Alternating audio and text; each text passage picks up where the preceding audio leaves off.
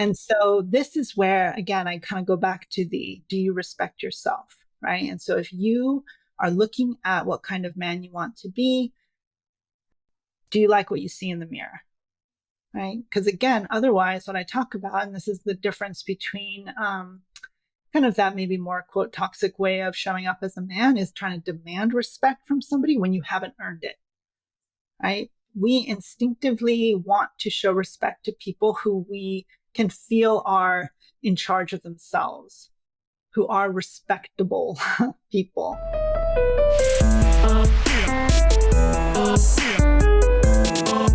Pick it up. Pick it up. Pick it up. Howdy, everyone. It's your host, Polly Siegel. And for anyone who doesn't know me, I'm a licensed clinical social worker, certified addiction specialist, and master level trained mindfulness practitioner. I own a counseling practice in both Colorado and Illinois, and I specialize in trauma, OCD, and anxiety. If you live in either of those two states, feel free to reach out to me for a consultation and we can begin the therapeutic journey together. Now on to the good shit. Welcome to season 3 of Shit Talkin' Shrinks. Gosh, I'm so excited. I will be featuring experts in the healing space, and we're discussing a variety of mental health topics, the human experience, and society at large, while creating levity along the way. Get ready to laugh, learn a lot, and change your life for good. Hello, everyone. We have Kristal DeSantis. Kristal is a therapist. She is an author. She wrote the book Strong, a relationship field guide for the modern man. You specialize in addressing the alpha male, toxic masculinity. And I think it's just such an important topic that I'm stoked to jump into today. Yeah, I'm very excited to be here. Thank you for having me. And yeah, it's such an important conversation, I think. Absolutely. So let's start off with definitions. How would you define the modern man? So I guess the way that I describe the modern man is, I guess, men that are discovering their masculinity right now in a world in which the scripts are not as clear as they have been for men in the past. Right. And so I think that's the same for the modern couple, is that the scripts of relationships are changing. So there's a lot more flexibility, but with a lot of options. I kind of say with great freedom comes great responsibility, but also sometimes analysis paralysis, right? Where you have so many things you can be. So I think that's where the modern man and the modern couple is right now. It's just with everything at our fingertips. Like, what do we choose? Right. And would you say that men are struggling to connect or identify with their masculinity? Yeah, I would definitely say that. I think there's a little bit of ambiguity about what that means right now, right? What does masculinity mean right now? What does it mean for a modern adult man to inhabit his masculinity? And what does that mean for a partnership? Sure. Well, how do you feel that masculinity has changed over the generations? Like if we think about, the silent generation, which are typically our grandparents, our parents are most likely boomers, how is it evolving? So, and this is really interesting. All of the work I do is based on work of men from previous generations, right? And the men that are working now to discover what that means. So kind of going off of the Iron John narrative. I don't know if you know that work, but he talks about that, like the men of the silent generation, right? It was all about stoicism and strength, right? You shoved your emotions down, you didn't talk about them. Being a strong man, being an alpha male meant just showing up and being productive, right? People were depending on you. Just nobody cares really about how you feel about that. Just, be useful, do a job. And then it kind of shifted to the next in the 60s and 70s, were more like the new age man, the man that was more in touch with his emotional side, the men that were like, I don't want to go to war. I don't want to just be a cog in a machine. I want to discover what life means to me. And so then there was this big shift to the other side of the kind of new age man, guy who's very sensitive and, in touch with his feelings. And I think now is kind of the swing to the middle of, men that can do both. But I don't think that there's as clear of a narrative of what that kind of balanced, mature, integrated man looks like. I think it's kind of, there's still the conversation between like the alpha males, the guys that are the traditional masculine, no feelings, just tough, just toughing it out, just being really productive. And then the guys that are more the quote unquote beta males that are very, sensitive, in touch with their feelings. And I think that binary of, what masculinity is or could be is reductive. Sure.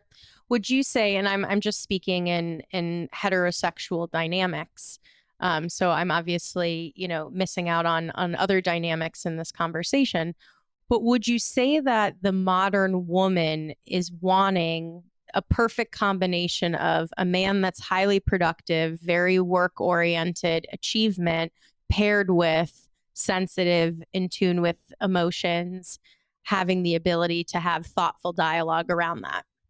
So I think this is where the tricky part is, right? It's because, can't speak for all women. But I will say that healthy, mature, integrated women are looking for their counterpart, healthy, mature, integrated man, right? And so I think that's really what I like to frame the conversation around is like, yeah, not all women want a guy who's in touch with his emotions, and not all women want a guy who's, very, in touch with his productivity and his performance side. But I would say that, the more balanced a person is within themselves, the more they're looking for that balance in an equal partner. And I think that's where really the feminist revolution was, like women don't just have to be objects of production. Like women can be whole people. Women can be valuable, even if they're not mothers or wives, right? Women are allowed to be whole, balanced individuals. And I think the time has come for men to have that same revolution as well. Right? You don't have to be all in your emotions, just simply being an emotional support for your partner. You don't have to be all in your production where you're simply, making sure that your wife has the paycheck that's supporting her lifestyle. But that you can just be a person, whatever that looks like to you, whatever is authentic to you, and find a partner who honors and sees that and wants that from you. How would you say that men are struggling the most when it comes to their masculinity, their self-identification? I think right now the biggest thing that I see that is hard is because there are not very many role models of what that integrated, balanced man looks like. I think there's still quite a bit of binary messages that men are getting, where there's role models of men who are kind of doubling down on the quote unquote toxic masculinity, that like old alpha, where they're like, women just want the man who can, support her lifestyle, pay the bills, like, be really rich, be really hot, be really tall. Like if you're not, then you're just not anything as a man. And then there are some other, role models of men that are very, very in touch with their emotions. They're very, very spiritual, and they're, more on that side of the equation. But I don't see a lot of like what the middle looks like of a guy that might be, just really balanced, really both. There are definitely a few role models in the middle, but just I don't think there's enough. Right. So there's almost like this crisis of pendulum. On one side, you're either, very stereotypical alpha and masculine and, grit and get shit done and provide. And then there's the other side of like maybe how we label it beta, where you're very intuitive and emotionally attuned. And we need to find how you can incorporate both, but there's not a lot of examples in society to demonstrate that. Exactly. And as we've discovered, over the past, however many decades, that representation is so important, right? And whether that's on any kind of intersectionality, right? So whether women seeing themselves represented, people of color seeing themselves represented, people of, the LGBTQ community seeing themselves represented, I think that's the same for men. Is like we, not seeing any role models of what that representation looks like, of what that balanced, integrated man is. I think it is difficult. It's like they get it as maybe it makes sense as a concept, but what does that look like in practice? Well, and I would imagine that there's a lot of female listeners that are like, where the fuck do I find an integrated man? Like you talk about this, alien, but where are they? And I really think, I mean, that's the main reason why I wrote my book, is because, I'm hearing a lot right now of people naming the problem, women naming the problem, right? Where they're like, yeah, where do I find a guy like that? And guys being like, yeah, I don't want to be like, you know, that boomer generation, but I also don't really feel like it's authentic for me to, grow my hair out and join a yoga community. Like, how do I, like, how do I do the middle here? And so that's really why I wrote this relationship field guide, is like, I'm not a man. I can't speak to that experience, but what I do know, what I do for work and what I can speak to is the tactical skills and knowledge of how you can start to be an integrated man. But then hopefully, I think, I'm really looking forward to the movement of male leaders who are kind of in that middle space. And I think before we even explore together the middle space, or I love the coined term integrated man, that's so beautiful. Could you define toxic masculinity? So let the pendulum go to the extreme. What is the toxic masculine alpha male that all women, hate? No, I'm kidding. I know that I shouldn't say that, but I think there's a lot of shade that's thrown towards that type of guy. Totally. And that's part of the reason why, as a woman, as a feminist, I don't use the term toxic masculinity. I don't like it. I think we should do away with it, because I think it's kind of that same thing of like, when you label a person that, where do they go? Right? It's that shame, almost that shame label. And sometimes, and what I've seen, because I dabble in like, I need to be very informed in my work. So I dabble a lot in the manosphere, like, pay attention to what's going on there. And what I've noticed is that a lot of those, like, men have started to embrace that title of like, like, put it on a shirt. Fine, I'm toxic. And what? Yeah. Yeah. And so I think that's where I'm like, no, I think this is now, we need to step away from that. So instead, what I use is immature. It's immature masculinity. And that actually comes from the work of some, male therapists, psychologists in the 70s and 80s who actually, talked about how patriarchy is immature masculinity, which, if you've seen the Barbie movie, don't want to spoil it for anybody, but go watch it if you haven't already. But really, patriarchy is immature masculinity. It's kind of the no girls allowed. I'm gonna throw rocks at you because I want to get your attention, but I also kind of hate you because I'm scared of you and I don't know what to do with you. And that is that posturing. It's like performative masculinity. And there are lots of different ways to talk about it. Tony Porter talks about the man box.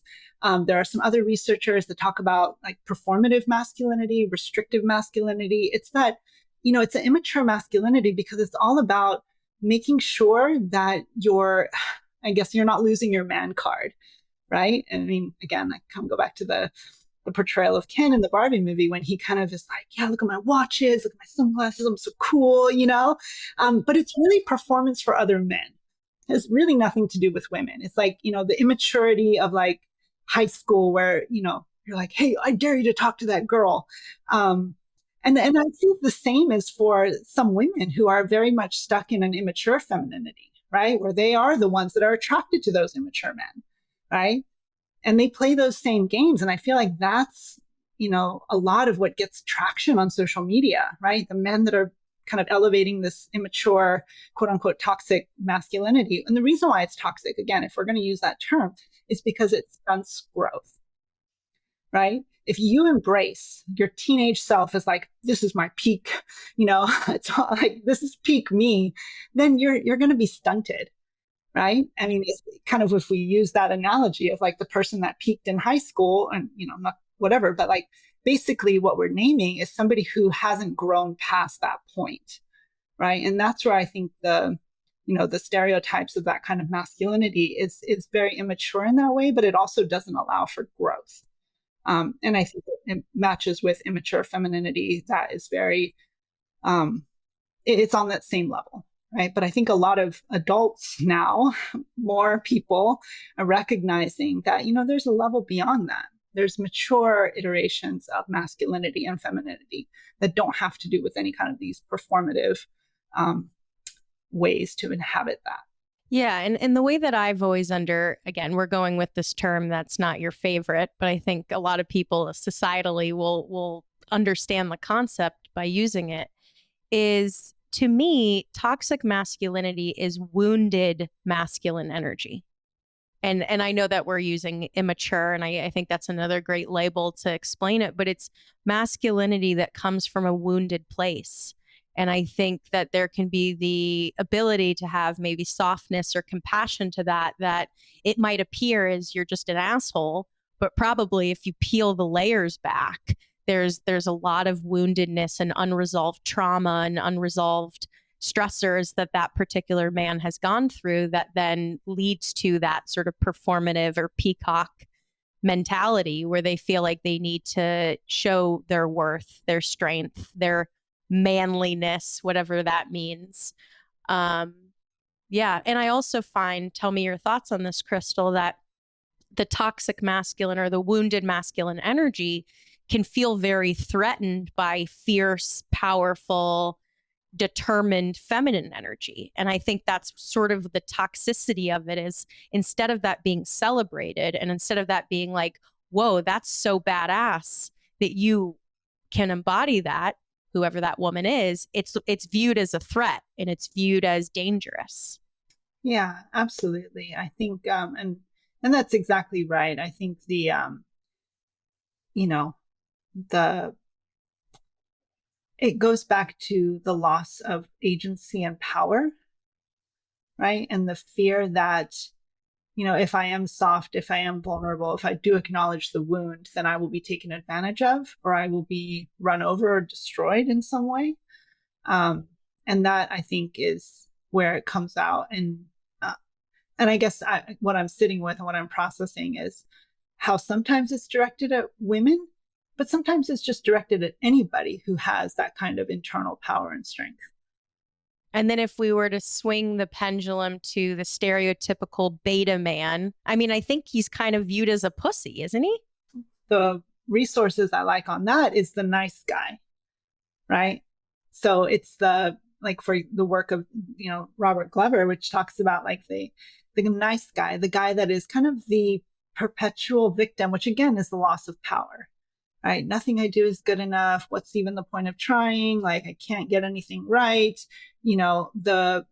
Again, it's the passive iteration of masculinity. It's not embodied masculinity. It's not integrated. It's not evolved. It's not mature masculinity. It's again, the immature of like, fine, if I don't have any power, I might as well just give up and just tell me what to do. And then it sucks that I always get it wrong.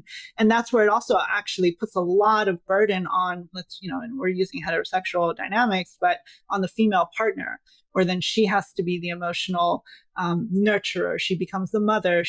And that also is where it kills sexual energy, is like that taking care of. I think we've heard all the term like the man child, right? So it could be like the toxic masculinity, or it could be the nice guy energy, the beta male that's like, oh, you're just so much smarter than me, you know how to do it, just tell me what to do and I'll do it, but then I'm going to get it wrong anyway, so you might as well just do it for me. And that energy is exhausting for women. It's also, I mean, it doesn't make, I'll speak for myself, that wouldn't make me wet. Like, that is like the ant, like, listen, that's not sexy or hot at all. Because it's mommy energy. It puts you in your mommy energy, right? And it's like, or your caretaker, your nurturer. And you're like, that's, we're biologically hardwired to not be attracted to our children, or anything that and so becomes like a caretaking element to that completely turns off the sexual energy. I want to take a quick pause to talk about our sponsor, a company called BetterHelp. It's an online therapy platform where all the therapists are licensed and accredited professionals. It's affordable, you pay a low flat fee for therapy with your therapist, and it's convenient. Do it at your own time and at your own pace, and you can communicate with your therapist as much as you want and whenever you feel is needed. And more importantly, it's effective. Thousands of people have benefited from therapy using BetterHelp, and we're really grateful to offer all of our listeners 10% off your first month. So if you're interested in receiving therapy ASAP, click the link in our show notes and you can get started. And you get to save money. Okay, so we've walked through both extremes, and then the hope and the desire is to allow for a society to promote the integrated man, the modern man that's able to still have masculinity and provider energy, but also have, emotional attunement and be able to have those types of dialogues. So tell me, like, if you had to define or walk someone through the integrated man, who is he? So I think that's why I named my book Strong. Well, not I think, I know. That's why I named the book Strong. It's because that's the acronym, that's the guide, right? So an integrated man is safe, number one. So that's the S. He provides safety. And that is the thing that, again, as I was doing the research for this book, is the massive difference between how attuned women are to our safety needs versus what men think safety means, if that makes sense, right? So like if you ask any woman, hey, have you ever, double checked behind you when you were walking? Have you ever kept your keys in your hand when you were walking? Did you ever call a friend to make sure like they got home safe?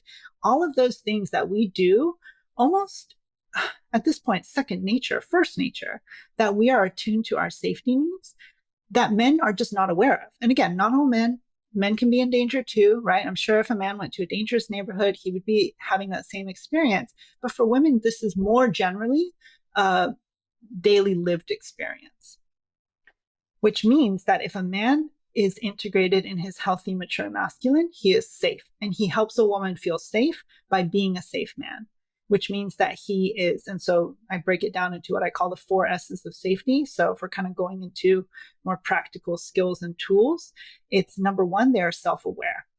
So they are aware of their impact on their partner. They're also aware in a relationship what their strengths and weaknesses are, what their, past, trauma or triggers are, so that they can show up in a way that presents as safe.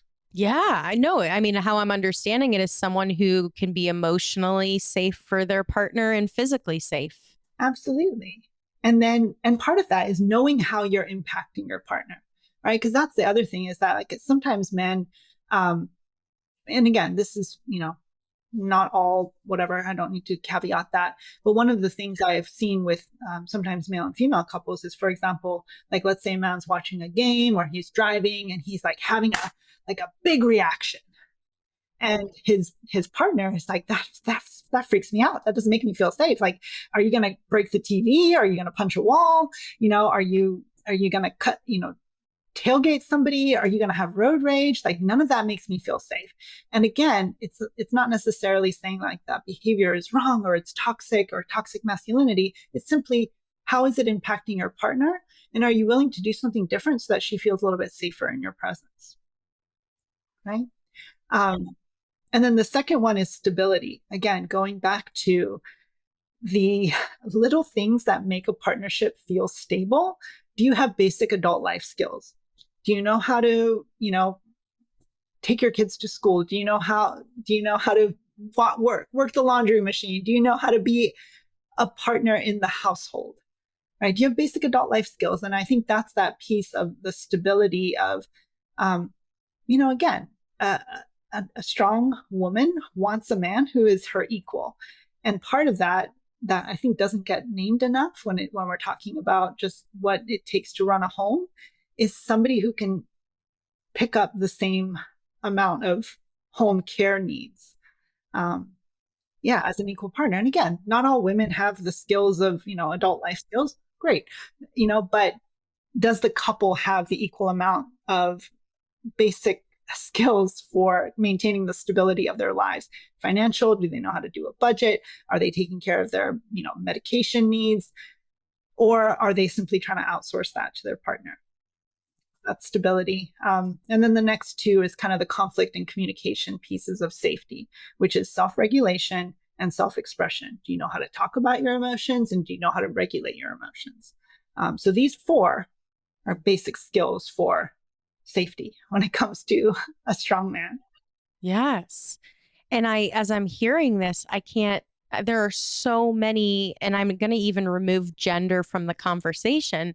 How many humans are able to have that, generally speaking? The answer is it's low.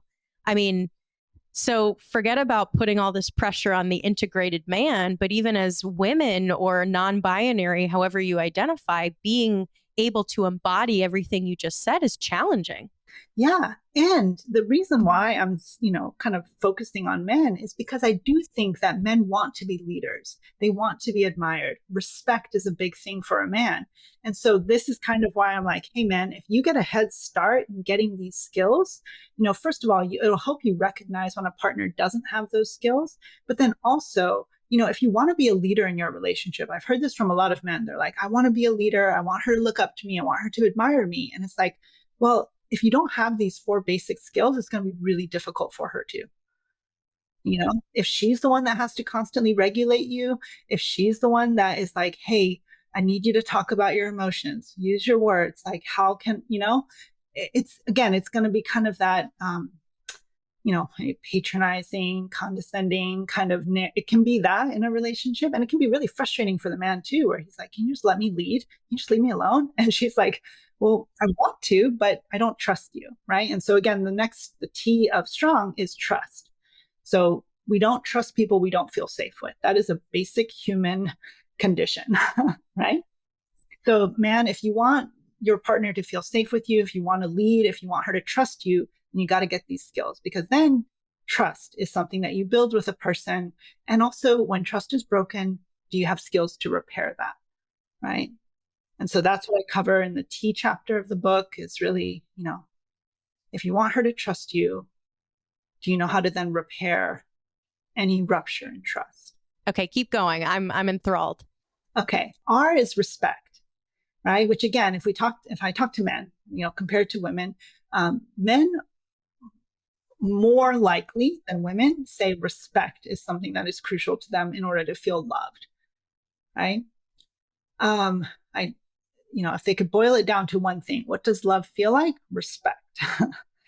And so this is where, again, I kind of go back to do you respect yourself, right? And so if you are looking at what kind of man you want to be, do you like what you see in the mirror? Right? Because again, otherwise, what I talk about, and this is the difference between kind of that maybe more quote toxic way of showing up as a man, is trying to demand respect from somebody when you haven't earned it. Right? We instinctively want to show respect to people who we can feel are in charge of themselves, who are respectable people. And a lot of that is aligning yourself with your own values, right? If you're like, I want loyalty, I want trust, I want honesty, but you don't know how to do that. You can't do that. And when you look at your own track record, it's pretty messy. You're going to rely on trying to demand respect from somebody else because you know you can't command it. So that's kind of the little semantic difference I do, is demanding versus commanding respect.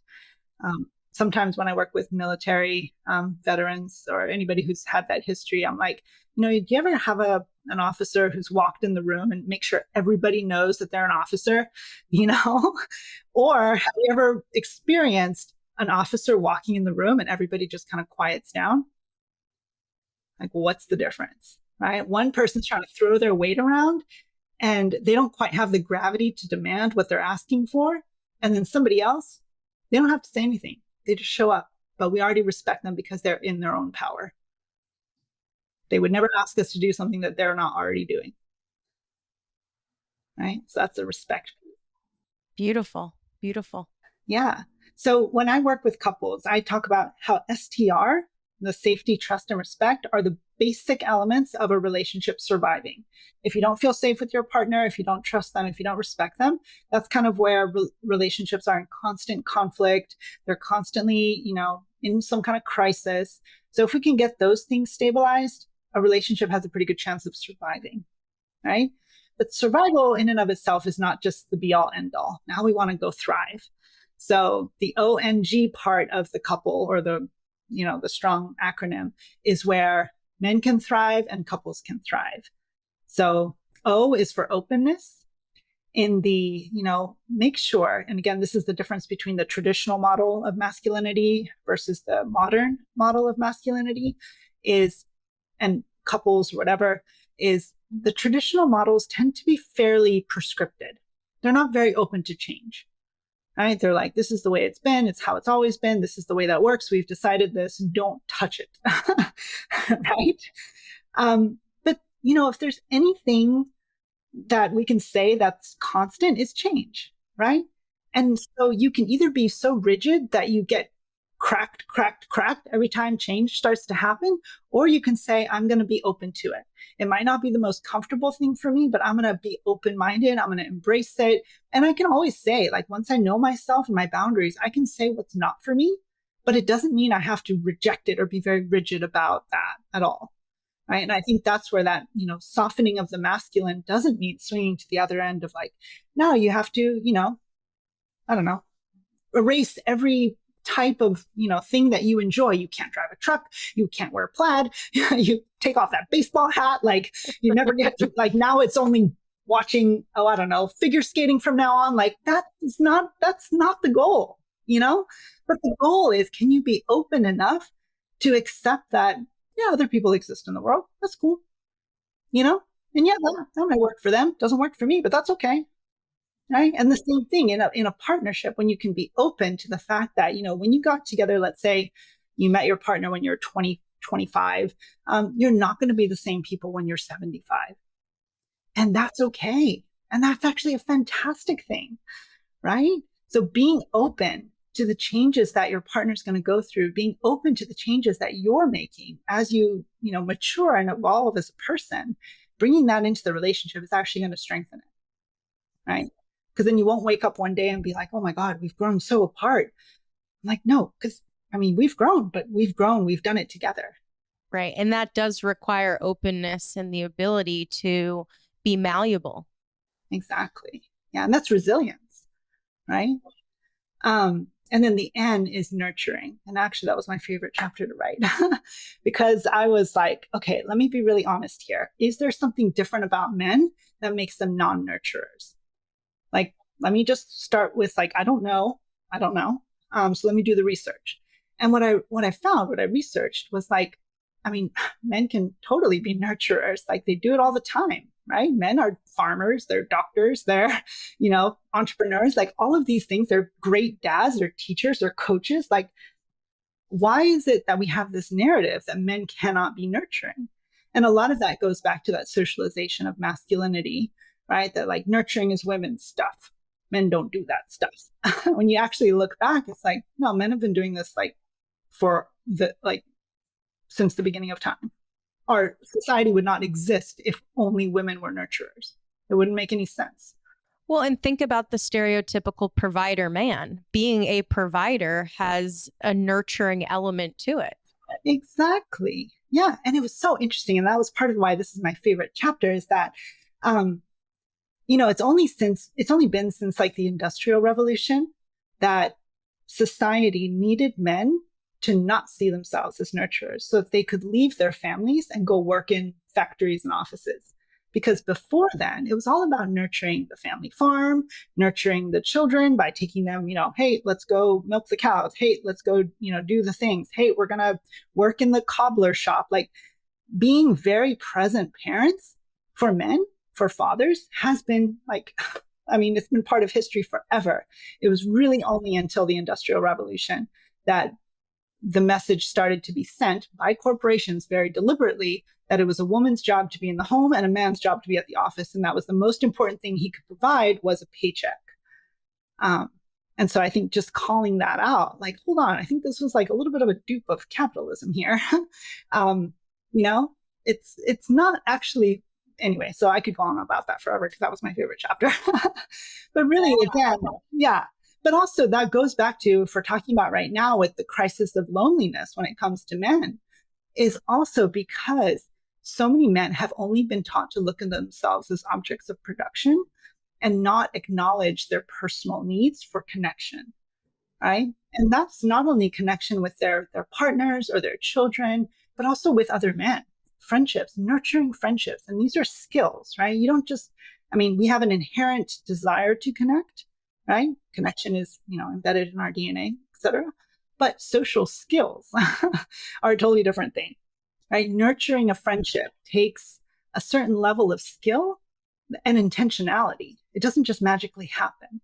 And I think that's where right now, this is the kind of gap of like, well, if you've never been taught how to nurture a relationship, it makes sense that you would struggle having relationships in your life. Right. And I guess there's not really a course on how to develop strong male friendships. And also, there's not a lot of social support for nurtured male friendships. Again, not just men's social clubs, not just men's hey, we can meet at the bar and have a I don't know, 4-hour hang where all we talk about is the baseball game or whatever. And again, those are really important. But something that's a little bit more than that, a little bit more real. I've heard from a lot of men that that's kind of the part that they're struggling with. They're like, yeah, of course I want to go deeper with my friends, but I don't know how, or maybe I do it once a year. I think that's enough. G is generosity. And that one is kind of what I call like the fairy dust of the relationship, right? It's like the little cherry on top. And honestly, this is something that's really interesting. It's like, if you look at, maybe if you Google like how to save a marriage or, what do women want? A lot of it is focused on this generosity piece. Oh, women want a man who's like very generous with her. And like, in a couple, just shower your partner with all these things. And I'm like, yeah, that only works if you actually have a strong relationship. Otherwise, you feel like you're being exploited, because then it can feel transactional, right? But when it comes from a place of real generosity, that's where it's that extra special something that makes a relationship feel just good and connected. Right? You're like, I'm not doing this because I have to. I'm doing this because I genuinely want you to be living your best life, because I'm also getting that back. Right? We have a very generous way of being with each other. Yeah. And so that's the G, which is, so I talk also about, like, again, going back to research and science is, there's an idea I think in maybe popular culture that humans are just inherently selfish, and that, like, especially, a lot of women are like, men are just selfish and they only look out for themselves and that's what's wrong with them, and blah, blah, blah. And I'm like, if we look at the science, actually humans are the most generous of all the primates. And that's part of the reason why scientists have, hypothesized that this is why we're so successful as a species, is because, when we try to break it down with computer simulations of like what makes sense, what's the, cost benefit analysis here, is humans consistently act outside of those norms, right? Where it's like, you see a stranger on the side of the road with a flat tire, like, computer says, keep driving. This person might be a scam. It might be like, you're going to be late for work, blah, blah, blah. A human might slow down and stop. It might be like, hey, neighbor, what's going on? You need help, right? So I think that's where, like, yes, we can be very selfish, but that's when we're in survival.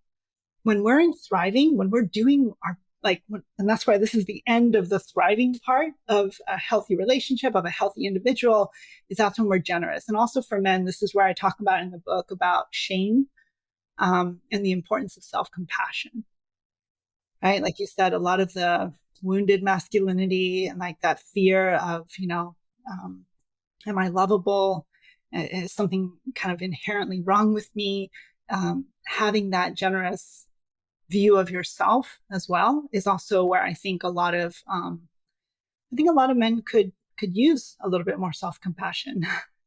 Absolutely. I mean, we really truly live in a harsh world. And so just having self-compassion, generally speaking, is tough. What I love is that everyone who listened in on this episode has an acronym, and they can kind of go through whether you're in a partnership with a man or you identify as a man and you're listening, like really going through each of these letters and asking yourself, like, am I living by this? Am I embodying it? Are there areas that I need to work on because I'm just, there's deficits, or there's parts of this that I feel like I could improve upon. And I think it's such a beautiful model, Kristal, because it's very action oriented.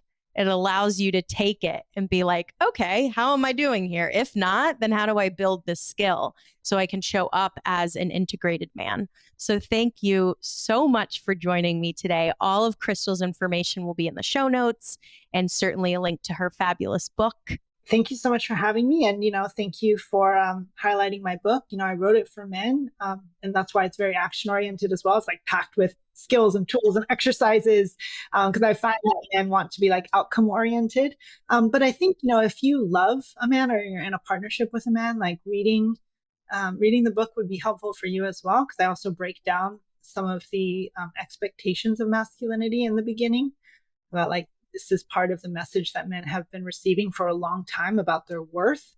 And again, in the same, I think it is sometimes eye-opening. I've heard from women who have read it. They're like, oh, I never even thought about that. So I think that also just helps promote empathy and understanding. And we could all be a little bit more empathetic. That is for sure. Okay, well, we'll catch everyone later.